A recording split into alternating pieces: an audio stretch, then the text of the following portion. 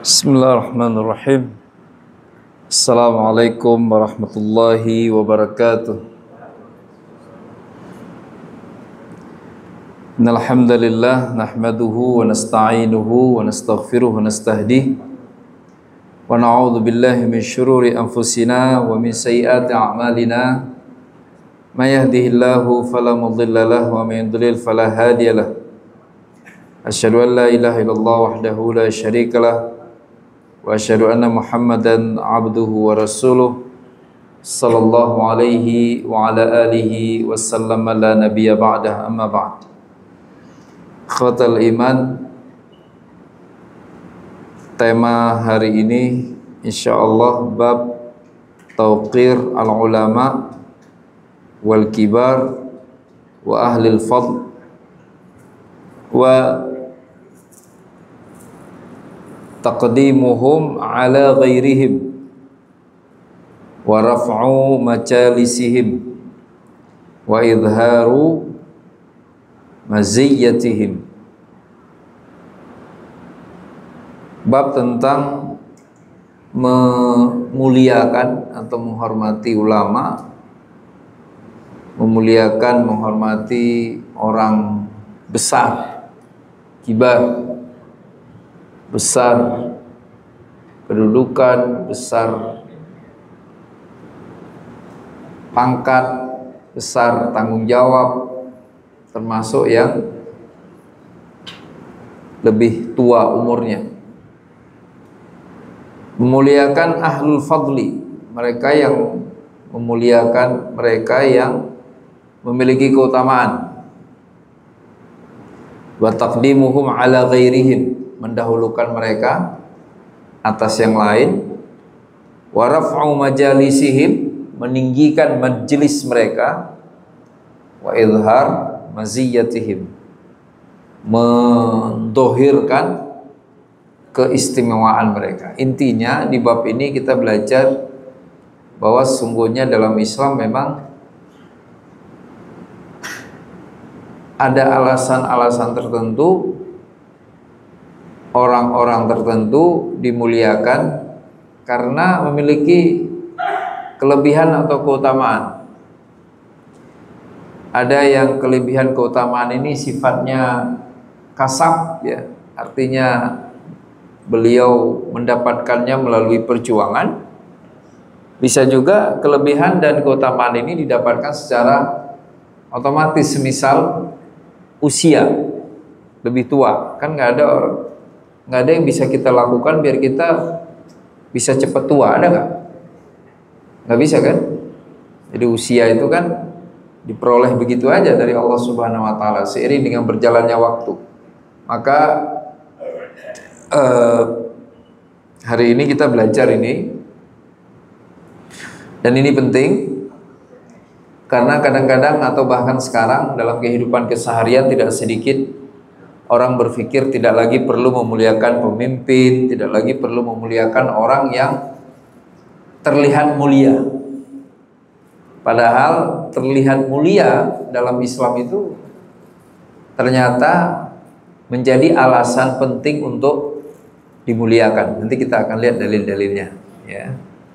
Beberapa itu unik sekali, menarik, ya, untuk dipelajari. Yang itu mendorong kita, mendorong umat ini, mendorong umat Islam untuk lebih serius soal kemuliaan, ya.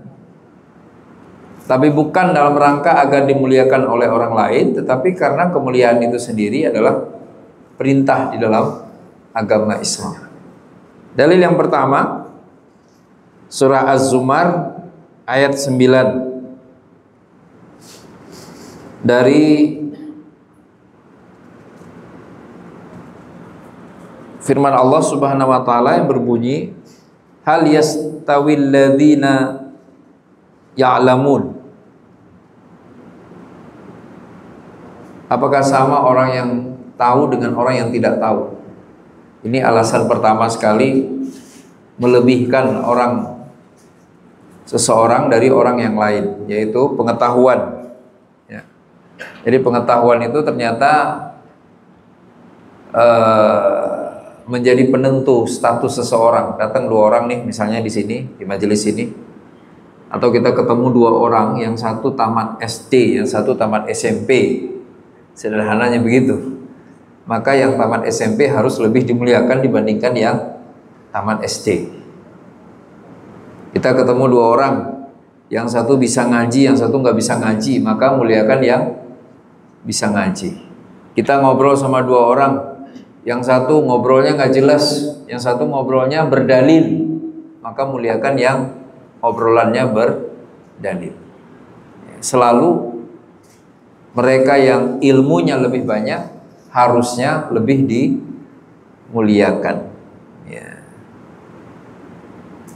Yang kedua, Shad ayat 28. Am naj'alul ladzina amanu wa 'amilus solihati kal mufsidina fil ard am naj'alul muttaqina kal fujjar. Apakah kami menjadikan orang yang beramal soleh seperti orang yang membuat kerusakan di muka bumi, atau kami menjadikan orang bertakwa itu seperti orang jahat? Alasan yang kedua, di ayat ini ada dua alasan. Alasan yang pertama, amal soleh. Orang yang kelihatan rajin beramal soleh dengan orang yang kelihatan tidak rajin beramal soleh, muliakan yang rajin beramal soleh. Jadi hari ini kita belajar tolak ukur kemuliaan. Ya, rekan-rekan, jangan sampai tolak ukur kemuliaan kita adalah kepentingan pribadi. Itu yang sering terjadi kan? Tolak ukurnya kepentingan pribadi. Kalau orang itu menguntungkan maka dimuliakan, kalau orang itu tidak menguntungkan maka tidak dimuliakan. Ya, harusnya menguntungkan atau tidak itu bukan urusan, nggak menjadi tolak ukur. Yang menjadi tolak ukur yang pertama tadi adalah ilmu, kemudian yang kedua adalah amal soleh. Ya, ada teman si A nih ya, minjemin duit si B, gak pernah mau minjemin duit, tapi si B lebih rajin ke masjid, si A gak pernah ke masjid. Mana yang dimuliakan? Yang minjemin duit apa yang rajin ke masjid? Ya, itu kan masalah kita itu. Ya. Nah.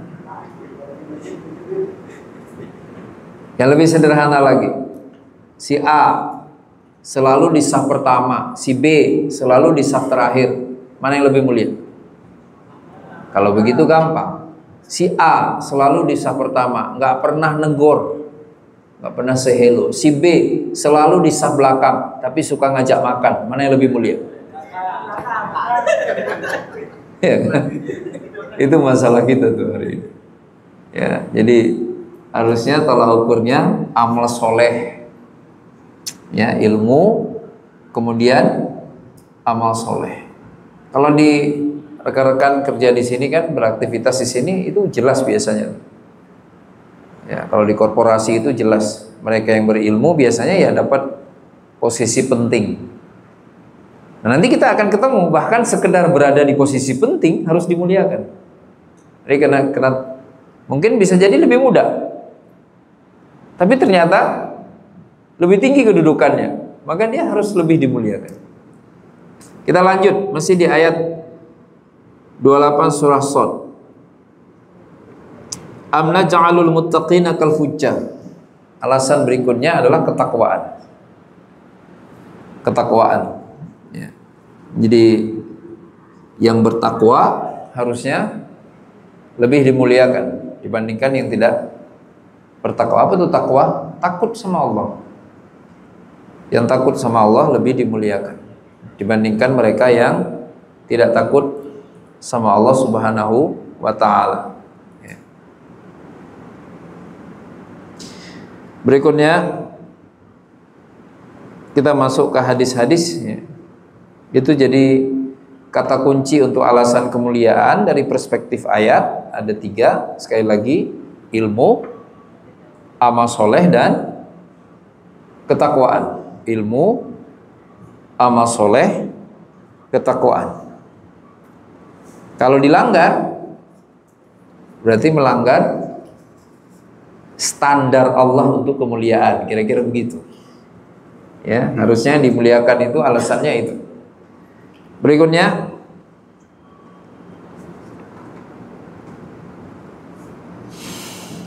tentang imam sholat.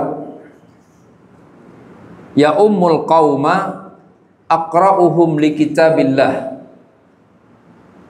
Yang memimpin sholat, yang jadi imam adalah orang yang paling paham tentang Al-Quran. Fa in kanu fil qira'ati sawa fa'alamuhum bisunnah. Ternyata ada dua orang yang paling bagus bacaannya, sama-sama bagus. Kan nggak mungkin satu jamaah dua imam. Maka tambah kriteria berikutnya, yang paling paham tentang sunnah. Fa in kanu fis sunnati sawa, ternyata sunnah pun sama. Fa aqdamuhum hijratan, yang hijrah duluan. Fa in kanu fil hijrati sawa fa aqdamuhum sinnan. Hijrahnya bareng, maka yang paling tua. Wala yu'ammana ar-rajulu ar-rajula fi sultanih wala yaq'ud fi baitihi ala takrimatihi illa bi'ithnih. Nah, penutup hadisnya. Dan nggak boleh ada orang diminta jadi imam padahal bukan wilayahnya. Saya di AHM wilayah saya bukan, berarti nggak boleh diminta jadi imam, kecuali sekedar pemuliaan. Siapa yang paling berhak jadi imam di sini? Yang punya wilayah sini. Rekan-rekan semua ini jauh lebih berhak dibandingkan saya. Terus, wala yaq'ud fi baitihi ala takrimati illa bi'idnih. Tamu nih masuk rumah, di mana duduknya? Di mana duduk tamu? Nggak boleh tamu duduk di tempat khusus tuan rumah. Jadi nggak sembarangan. Ya, main ke rumah teman. Assalamualaikum. Masuk. Ayo masuk. Begitu masuk, jangan langsung duduk, berdiri aja dulu. Kan nggak disuruh duduk, disuruh masuk, benar nggak? Sesuai instruksi dong, ya kan? Berdiri aja. Baru dia bilang, duduk bang. Lihat arah tangannya kemana. Ya, duduk situ, jangan duduk bang. Nah, gua sini aja ya. Nggak bisa gitu. Itu nggak sopan namanya, ya kan? Duduk di mana dipersilahkan. Nah, kalau kita tahu nih misalnya, udah sering main ke sana, itu tempat duduknya beliau, biasanya beliau di situ posisinya duduknya. Kita dipersilahkan, maka wajib nolak. Waduh, jangan disitulah, saya tempat lain aja. Itu kan tempat Anda duduk itu. Adab, ya. Kita ulang. Siapa yang pantas jadi imam? Aqra, yang paling paham Al-Quran. Sama-sama paham, yang paling paham hadis, sunnah. Sama-sama paham sunnah, maka yang paling duluan hijrah. Hijrah bareng, maka yang paling tua. Sini siapa paling tua? Gak usah jawab lah, gak enak ketahuan tua kan. Keren ya. Apa kerennya? Jadi imam itu nomor satunya tidak dilihat tuanya dulu, gitu maksud saya. Iya kan? Jangan mentang-mentang, ini kasihan nih orang tua jadi imam. Enggak. Dia jangan-jangan nggak bisa ngaji, bacaannya berantakan, nggak bisa jadi imam. Imam itu kriteria umur itu kriteria keempat. Nomor satunya bagaimana dia sama Quran. Nomor duanya bagaimana dia sama sunnah. Nomor tiganya bagaimana dia hijrahnya. Kalau zaman dulu kan, kalau zaman sekarang apa mana hijrah zaman sekarang? Siapa yang paling duluan dekat sama agama? Ya, sama-sama hebat Quran, sama-sama hebat sunnah. Pas mau jadi imam, satu muda 20 tahun, satu lagi 40 tahun. Harusnya orang pasti nunjuk yang 40 tahun baru 5 tahun sholat, baru 5 tahun hijrah. Sebelumnya kagak ngerti sholat, nggak pernah ke masjid. Ini yang 20 tahun nih, dari SD udah sholat di masjid, maka yang 20 tahun yang jadi imam. Gitu. Ya kan? Jangan buru-buru lihat umur mentang-mentang sama-sama jago Quran, sama-sama jago sunnah, langsung lihat umur. Oh, nggak bisa, berarti di skip dong hijrahnya. Lihat dulu mana yang paling duluan hijrah. Ya kan? Ya, maka kalau kayak di masjid-masjid tuh ada anak muda, masih muda, Quran hebat, sunnah hebat, pulang pesantren, umur masih berapa? 18 tahun. Oh ya. Ada aki-aki, umur berapa? 60 tahun. Quran lumayan, hadis insya Allah. Siapa yang jadi imam? Hah? Ternyata aki-aki nggak pernah nyantri, nggak pernah bener-bener hijrah. No, anak muda no, hijrah beneran, jebolan pesantren. Dia dong jadi imam. Aki-aki marah, bocil jadi imam lah. Dia kan nggak pernah hijrah sungguhan, nggak pernah nyantri. Bener, hadisnya jelas ya. Sekali lagi, apa yang dilihat jadi imam? Aqra'uhum li kitabillah. Yang kedua, a'lamuhum bis sunnah. Yang ketiga, siapa yang paling duluan hijrah? Baru sama semua nih, Quran, sunnah, hijrah sama. Baru dilihat usianya. Kelas. Terus siapa yang paling pantas jadi imam? Nih orang ngumpul dari mana-mana nih. Akamsi ada nggak? Atau nggak akamsi? Anak kampung sini. Dia tuh jadi imam. Akamsi. Terus kriteria yang tadi gimana? Yang tadi diabaikan kalau ada akamsi. Yang tadi nggak ada urusan. Karena dia akamsi. Ya kan? Udah misal, ini udah ada imam di sini ditunjuk nih, ya kan? Kayak Ustadz, beliau ditunjuk imam di sini. Suatu hari datanglah imam Masjidil Haram, sholat di AHM, boleh nggak? Boleh lah, masa nggak boleh? Iya, sholat di sini. Beliau grogi dong. Tapi secara syariat yang pantas jadi imam beliau, orang beliau yang ditunjuk di sini kok. Itu imam Masjidil Haram tetap akan bilang, "Uish, jangan saya, Anda di sini. Ini bukan wilayah saya." Yes. Pertanyaannya, kok jadi gitu sih? Kenapa? Apa penjelasannya? Penjelasannya, karena orang setempat yang sudah ditunjuk pasti paling diterima oleh jamaahnya. Ya kan?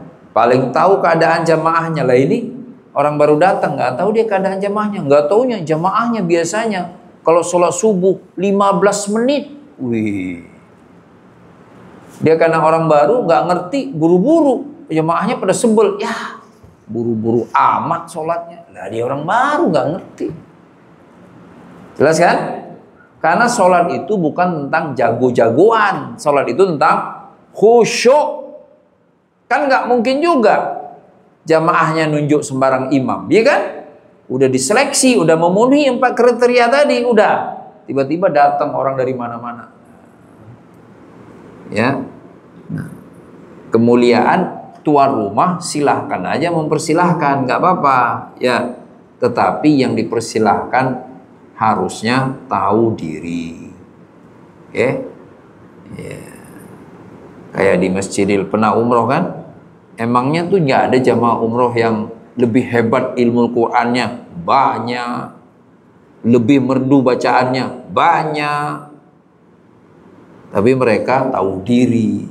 Ini hadisnya nih. Ya. Berikutnya, yang tadi terakhir, jangan kalau main ke rumah orang, main asal duduk. Sebenarnya bukan itu aja. Jangan main asal lihat, asal sentuh, asal komen. Pokoknya intinya nggak boleh ngasal. Segala dikomen. Bang, istri nggak kelihatan, kemana ya? Ngapain nanya istri orang? Benar kan? Iya. Udah gitu begitu duduk di ruang tamu ada 3 kamar. Ini nanya, "Bang, kamar abang yang mana?" Terus ngapain itu? Janganlah.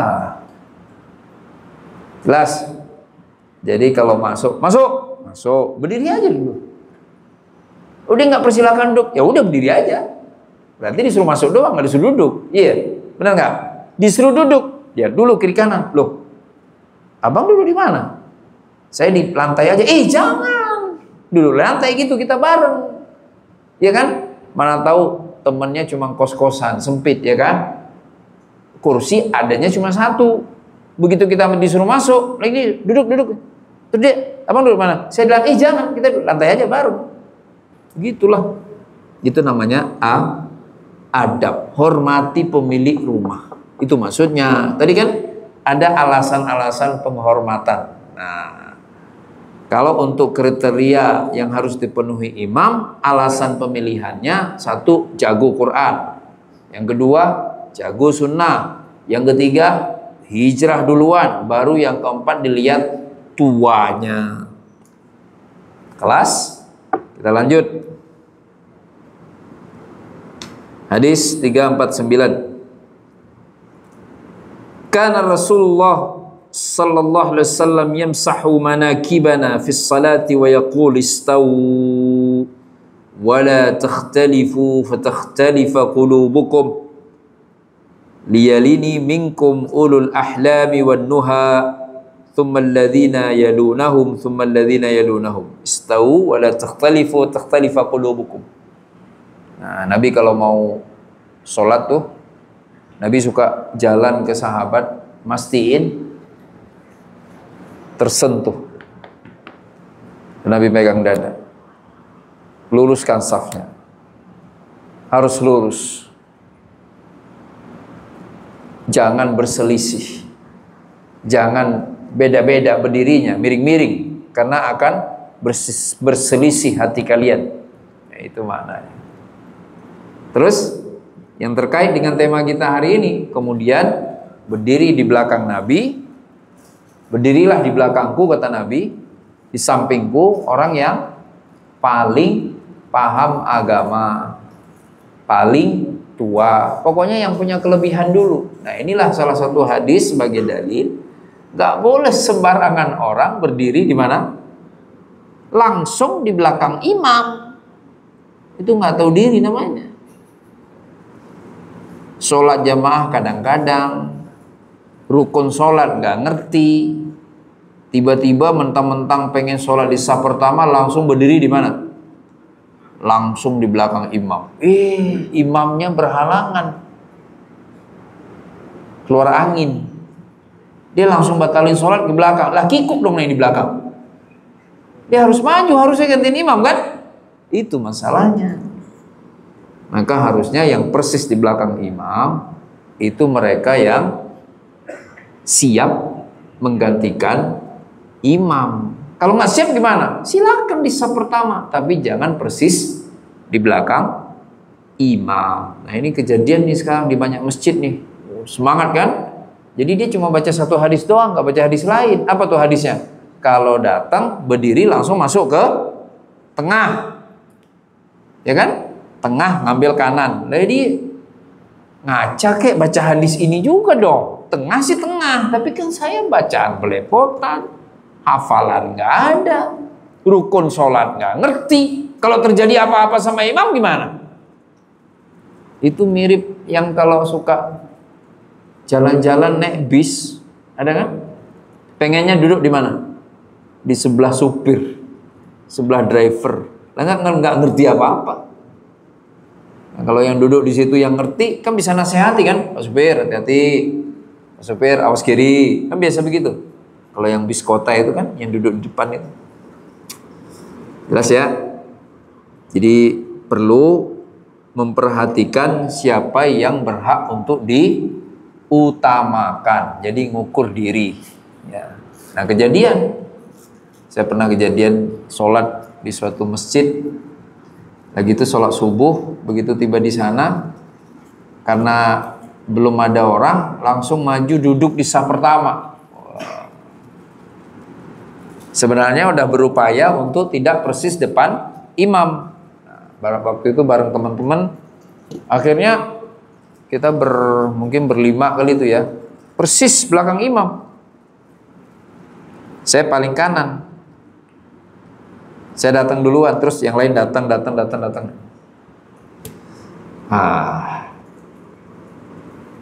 Azan kan? Azan subuh.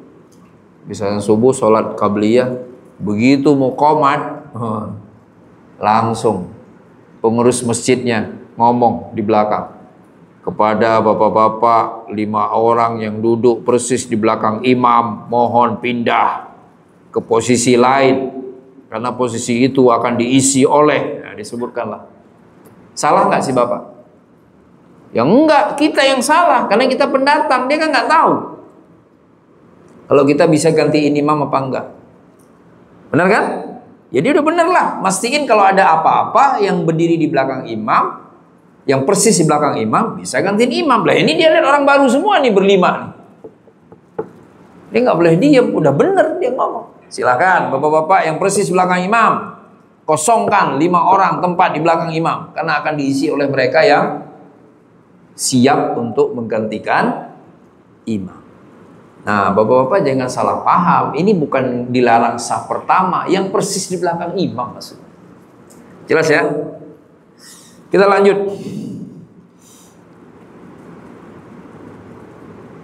Liyalini minkum ulul ahlami wan nuha thumma alladhi, ini hampir sama makna hadisnya ya.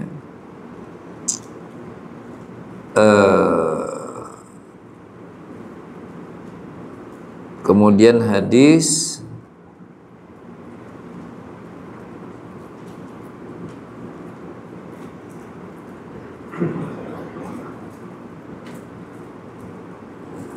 nah 352, ayyuhuma aktsaru akhdan lil Qur'an. Perang Uhud, 2 orang meninggal syahid, gali satu kuburan. Pertanyaannya, mana yang masuk kuburan duluan? Yang jalan duluan? Ya nggak bisa, orang yang meninggal kok. Siapa yang dikebumikan duluan? Yang paling banyak hafalan Qur'annya. Jadi tetap lihat keutamaannya, ya kan? Jadi nggak sama. Yang paling duluan masuk Islam, yang paling paham Al-Quran, yang paling paham Sunnah, itu pasti memiliki keutamaan di sisi Allah Subhanahu wa Ta'ala. Kebayang nggak? Bahkan ketika ingin dikebumikan, ternyata kita bisa salah kalau asal ngebumikan. Kalau memang dalam satu waktu gitu kan, satu lubang, satu waktu. Siapa yang duluan? Yang paling soleh, ya. Yarfa'illahu alladhina amanu minkum walladhina utul ilma darajat. Nah ini dalilnya nih. Nah, karena Allah sudah sampaikan di Quran surah Al-Mujadilah ayat 11. Allah mengangkat derajat orang-orang yang beriman di antara kamu. Artinya dia dapat hak duluan, ya. Dan orang-orang yang diberikan ilmu. Nah ini menarik lagi nih, dari Ibnu Umar 353. Arani fil manam atasawwaku bisiwakin faja'ani rajulan ahaduhuma akbar minal akhar fadanawaltu siwak asghar faqila li kabir fadafa'tu ilal akbar minhuma. Nah beliau mimpi ya, mimpi datang 2 orang, ya. Jadi mimpi lagi siwak, lagi bersiwak, terus datang 2 orang. Dalam mimpinya melihat 2 orang ini kayaknya perlu siwak juga. Nah ngasihnya ke yang lebih muda. 2 orang datang.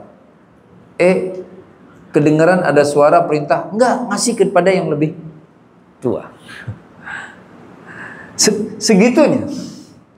Sesederhana itu, tapi dahulukan yang lebih tua. Selalu ada alasan pemilihan, maksud saya itu. Jadi tetap nggak ngasal. Kenapa? lebih tua.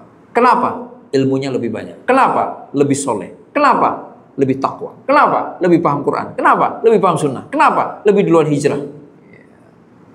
Alasan-alasan inilah yang perlu kita ingat, kita jadikan sebagai pertimbangan saat harus memilih untuk memuliakan. Berikutnya, inna min ijlalillahi ta'ala ikramu dzisyaibatil muslim. Hadis 354. Sesungguhnya di antara bukti bahwa kita mengagungkan Allah Subhanahu wa taala adalah memuliakan orang yang beruban, muslim beruban. Alasannya umurnya lebih tua. Ada nggak di sini yang udah ubanan? Banyak. Ya, berarti harus dimuliakan itu. Oh, pengen buru-buru dimuliakan, buru-buru beruban. Ya. Wa hamilul Quran ghairal ghalifi. Yang kedua, orang yang hafal Al-Quran tapi menghafalnya dengan akhlak. Bukan, kan ada juga kan hafal sombong. Nah, itu nggak perlu dimuliakan. Hafal tapi menggunakan hafalannya bukan untuk kepentingan agama Allah. Ya. Tapi yang hafal menggunakan hafalannya untuk kepentingan agama Allah harus dimuliakan. Wal jafi anhu wa ikram dzis sultan al muqsid. Nah, kita sampai pada hadisnya. Juga diharuskan memuliakan penguasa yang adil. Penguasa yang adil. Nggak boleh nggak dimuliakan. Jadi nggak mentang-mentang penguasa, ngapain ini penguasa bertanggung jawab? Oh, enggak gitu.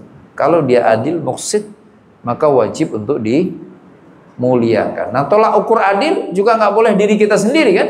Tolak ukur adil apa? Allah Subhanahu wa taala. Dia melaksanakan perintah Allah nggak dalam kekuasaannya. Sederhananya, kita ketemu pemimpin di level manapun, pemimpin kampung, RT, RW, atau desa, atau ada apapun, ya. Selama tidak terbukti zalim, maka harus dimuliakan. Kan begitu kan? Perintahnya kan baik sangka, benar nggak? Ini orang, saya nggak tahu nih, dia adil apa enggak, tapi dia pemimpin. Maka begitu ketemu, dimuliakan atau dihinakan? Dimuliakan, orang kita nggak tahu. Kalau nggak tahu, wajib baik sangka. Maka muliakan. Kecuali terbukti ini orang nggak benar, terbukti. Oh ya, terserah. Ya, sekali lagi, saya ulang hadis ini. Di antara bukti bahwa kita mengagungkan Allah melakukan 3 hal ini. Yang pertama, memuliakan di asyaibati al muslim, orang Islam yang sudah ubanan, ya. Kemudian yang kedua, orang yang hafal Al-Quran. Kemudian yang ketiga, penguasa yang adil, ya, penguasa yang adil. Jadi kalau ketemu di sini ada berapa yang sudah ubanan? Dia ini dua-duanya ubanan nih Ustaz. Lihat yang paling banyak ubannya berarti kan. Kalau dua-duanya uban. Ya. Makanya hati-hati kalau seneng ngecat rambut. Nggak dimuliakan, udah aki-aki padahal. Dikira nggak ada uban, ngapain dimuliakan? Iya kan? Ya, tapi haram juga dicat putih kan. Biar kelihatan uban, biar dimuliakan. Ya nggak juga. Ya. Kelas 355, laisa minna man lam yarham saghirana wala ya'rif syarafa kabirina. Tidak termasuk kelompok kami yang tidak sayang, yang tidak sayang atau tidak menyayangi orang-orang kecil di antara kami, dan tidak tahu memuliakan orang tua kami. Jadi yang kecil, yang lemah wajib disayang. Kemudian yang tua wajib dimuliakan. Jadi, kenapa Anda sayang? Karena dia muda, karena dia kecil. Kenapa Anda muliakan? Karena dia tua. Datang dua orang, yang satu dimuliakan, yang satu disayang. Karena mereka punya alasan untuk disayang dan untuk dimuliakan. 356. Inzilun nasa manazilahum. Nah, ini menarik nih. Ya. Walaupun derajat hadis ini ya ada yang mengatakan tidak sahih di level yang terbaik, kira-kira gitu. Aisyah radhiyallahu anha, marra biha sa'ilun fa'atathu kisratun wa marra biha rajulun alaihi thiyabun wa hay'ah fa'aq'adathu fa'akal faqila laha fi dhalik faqalat qala Rasulullah inzilun nasa manazila. Tempatkan orang sesuai tempat. Aisyah radhiyallahu anha, ada orang minta-minta. Dua orang. Pertama, peminta, baju berantakan, penampilan berantakan, dikasih roti, pergi. Datang orang kedua, bajunya bagus, rapih, kelihatan gagah, kelihatan terhormat, minta-minta. Apa yang dilakukan? Tadi kan dikasih, ini beda, lebih mulia. Dipersilakan duduk. Silakan Pak, duduk dulu, kemudian kasih makan. Masya Allah. Ya. Jadi tetap ada perlakuan berbeda. Ini termasuk hadis yang penting tentang urgensi penampilan. Ya. Bersih, rapi, benar kan? Kan ada yang nggak suka dengan penampilan kan? Ada. Apaan sih? Yang penting kan saya kerja. Pakai seragam lah, rambut lah harus dipangkas. Nggak bisa. Ini Islami, ini Islam. Ya. Masih ingat Utsman? Yang ketika beliau datang, Nabi membetulkan duduknya. Sampai sahabat nanya, Rasulullah, kenapa kalau sahabat yang lain datang, Anda biasa aja? Kalau Utsman yang datang, Anda membetulkan duduk Anda. Apa jawaban Nabi Sallallahu Alaihi Wasallam? Bagaimana aku mau biasa aja? Malaikat aja sungkan sama Utsman. Masya Allah. Ya.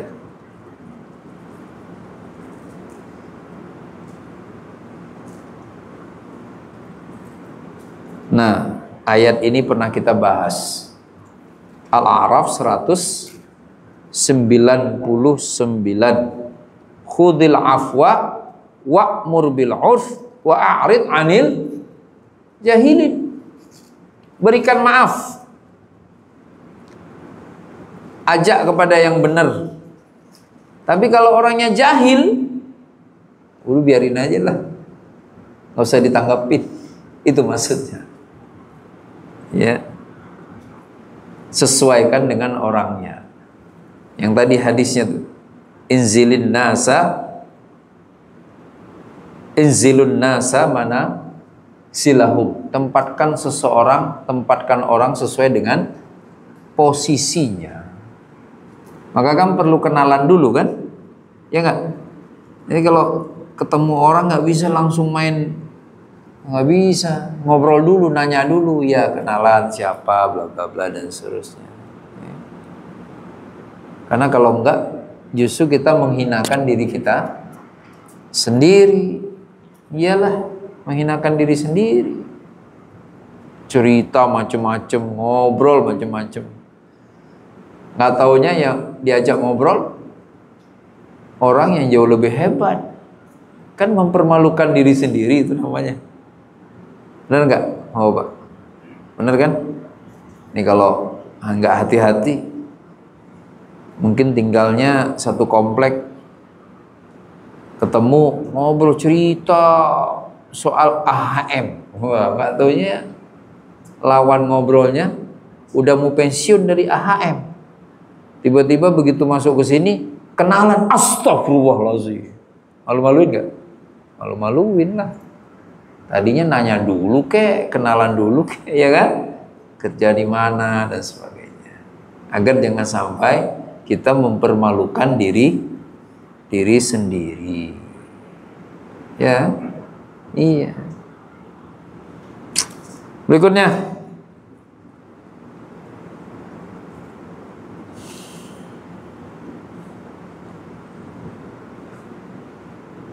Tiga, 5, 9.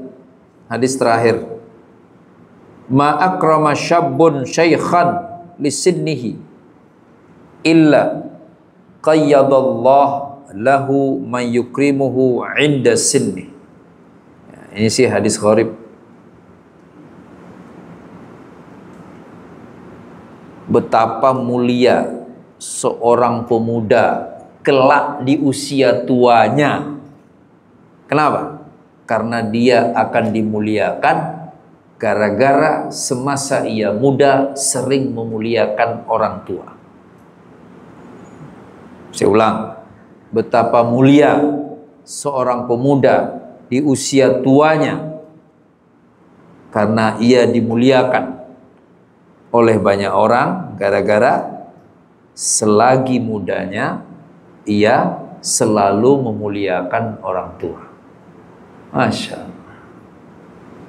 Jadi kalau kita lihat ada anak muda memuliakan orang tua, ucapkan itu kepada anak muda itu. Anda insya Allah di hari tua Anda dimuliakan orang. Ya kan? Tapi sebaliknya, orang seneng banget ngata-ngatain orang lain.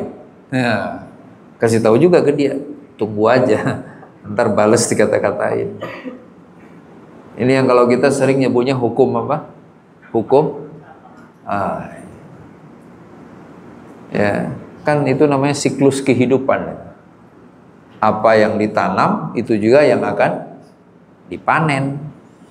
Ya. Kelas kesimpulannya sekali lagi, alasan-alasan kemuliaan. Tadi apa aja? Kalau dari ayat, ilmu itu alasan paling tinggi. Ilmu. Islam itu sangat menghargai ilmu karena hal pertama dari 5 ayat pertama yang diterima Nabi adalah tentang ilmu. Iqra. 'Allamal insana ma lam ya'lam. Allah mengajari manusia apa yang mereka tidak ketahui. Jadi ilmu. Orang itu ilmunya dulu. Ini nggak bisa ada orang, apaan ilmu? Kagak ada amalnya. Orang Quran bilang ilmu kok. Udah muliakan aja orang berilmu, udah nggak bisa. Ilmu itu harus dimuliakan. Ya. Kalau dari ayat setelah ilmu baru amal soleh baru. Ya, jadi kalau ketemu 2 orang nih, yang satu ilmu doang, yang satu ilmu plus amal, muliakan yang ilmu plus amal. Ketemu 2 orang, yang satu ilmu, yang satu nggak ada apa-apa, wala ilmu wala amal, muliakan yang mana? Yang berilmu, walaupun yang berilmu belum mengamalkan. Jelas? Ketemu 2 orang, sama-sama berilmu, tapi yang satu ilmunya lebih banyak, muliakan yang ilmunya lebih banyak. Ya. Jadi pertama dimuliakan dengan alasan ilmu, yang kedua dimuliakan dengan alasan amal soleh, yang ketiga dimuliakan dengan alasan takwa, takut sama Allah. Ini orang mulia nih. Orang lain semua, aduh nikmati, ayo dia enggak, syubhat, nggak berani, saya takut. Itu keren. Itu harus dimuliakan. Azan, Allahu Akbar di masjid. Yang lain pada nggak ke masjid, dimuliakan tuh orang bertakwa itu, takut dia sama Allah. Ya. Nah kalau untuk sholat, untuk jadi imam, paling paham Quran, paling paham hadis, paling duluan hijrah, baru dilihat yang paling tua. Tamu memuliakan sahibul bait, memuliakan tamu, ya kan? Tapi tamu wajib memuliakan sahibul bait. Ya. Apa boleh saya nanya? Jadi bukan mentang-mentang jadi tamu terus saya kan tamu, mulain dong, muliain, nggak bisa gitu. Imam Yang paling berwenang adalah warga setempat. Kalau kita bilangnya ya, akamsi, hargai akamsi, benar kan? Kalau main kemana juga ada orang asli, assalamualaikum, hargailah orang dia orang situ. Itu syar'i. Kelas 3 tanda orang sudah mengagungkan Allah. Yang pertama, memuliakan orang Islam yang ubanan. Tadi kan? Iya. Benar nggak? Terus yang kedua? Apa yang kedua? Hah? Hafal Al-Quran, hamilul Quran. Tapi ada syarat, nggak sombong, baik akhlaknya, hafalannya digunakan untuk kebaikan. Yang ketiga, ikram as-sultan al-muqsid, memuliakan pemimpin yang adil. Nah, tadi kita sudah bahas ya, Pak, tapi kan kita nggak tahu nih dia adil apa enggak, dia pemimpin. Ya udah, baik sangka, anggap aja dia adil. Kan gitu kan? Kan tugasnya muslim itu baik sangka. Berarti muliakan. Ya. Memuliakan kalau bahasa kerja itu apa? Memuliakan atasannya. Atau mendengarkan arahan dari atasan atau pimpinan. Ya. Cukup ya. Semoga ada manfaatnya buat kita bersama. Mohon maaf jika ada kesalahan. Sekali lagi, ternyata Islam, ya, Islam nggak nyuruh kita nyembah manusia, tapi Islam nyuruh kita untuk saling memuliakan. Dan di bab ini kita belajar alasan kemuliaan.